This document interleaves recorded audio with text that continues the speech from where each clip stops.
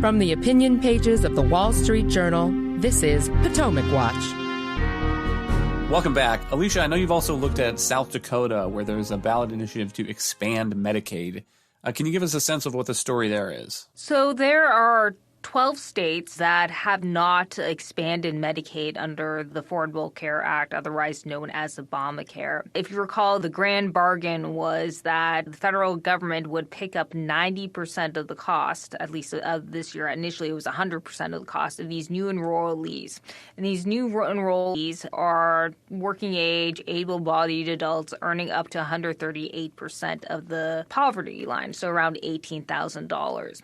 So states that decide to expand their Medicaid population in such a way would get the feds to pick up almost all of the cost.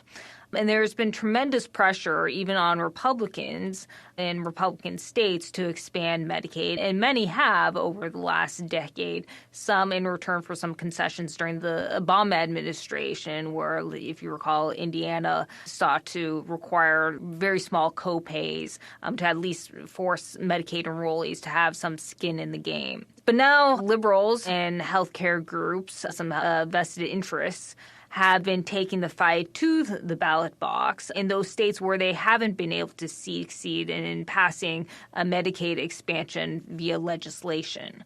So South Dakota would be the seventh state if it approves this Medicaid expansion, on top of some other Republican and conservative bastions.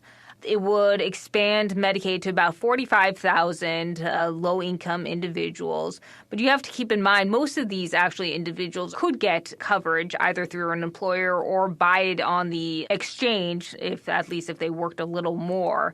I did some number crunching, and if someone earning a little over the minimum wage merely worked part-time or 30 or so hours, they could get almost free coverage on the Affordable Care Act exchanges.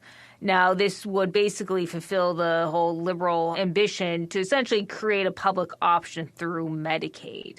That's really what they're aiming at right now in South Dakota. It's a small state, but they really want to expand Medicaid and do this to all 50 states. There are still two other states, Wyoming and Florida, where you could potentially have another ballot initiative or could expand Medicaid through a ballot initiative. And I think if conservative voters in South Dakota do, and it actually is right now ahead in the polls there, I think you can bet that there will be initiatives in Wyoming and probably Florida in a couple of years to do so as well. Kim, you wrote your column last week about some ballot initiatives on ranked choice voting, and there's some cities that are thinking about adopting it, also the state of Nevada. And Kim, I mean, do you think the voters in those states have learned anything by watching how ranked choice has played out in Alaska? I fear that they have not. They should be very scared. As I said in the column, they should run away from this, not walk. That's how bad it is. Alaska, obviously, it's been a complete disaster. The combination, I should point out, too, not just of ranked choice voting, but in Alaska, there's an open primary system in which the top four candidates move ahead. It's completely open, so any party affiliation, they all run together. That's been part of the issue in that it inspired the first time Alaska used this after the unexpected death of Don Young.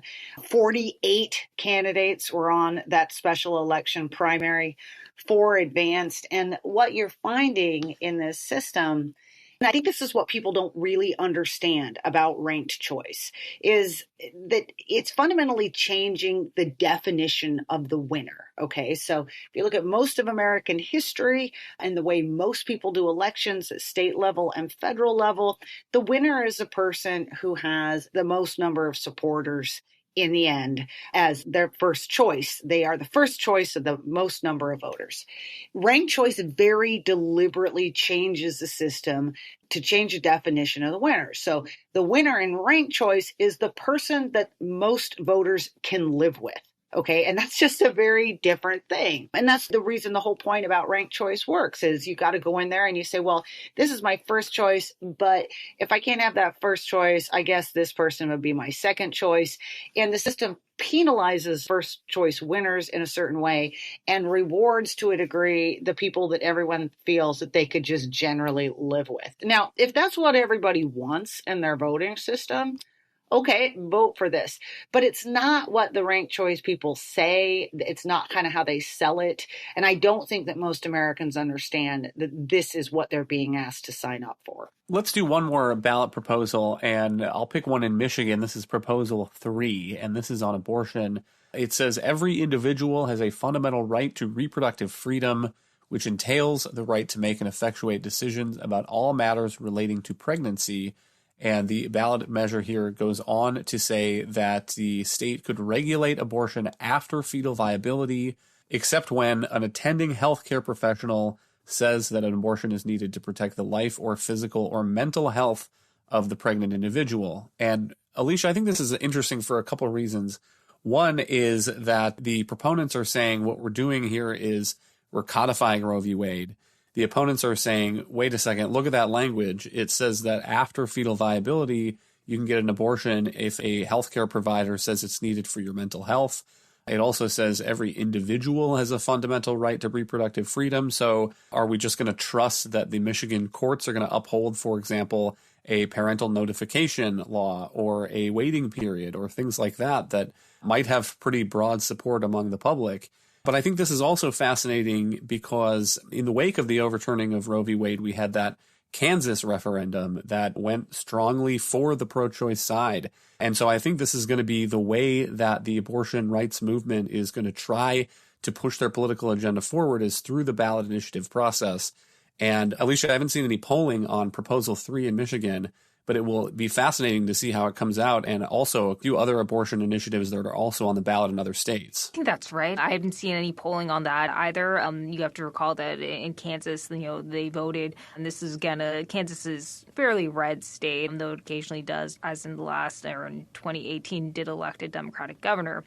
But Kansas voted 59 to 41% to basically keep the state's constitutional protections for abortion. And it really depends on how these questions about abortion and Roe v. Wade are phrased, because most people who vote are fairly low information. So it depends on how Democrats have basically framed this as being about reproductive freedom and just guaranteeing that, a woman has the right to an abortion.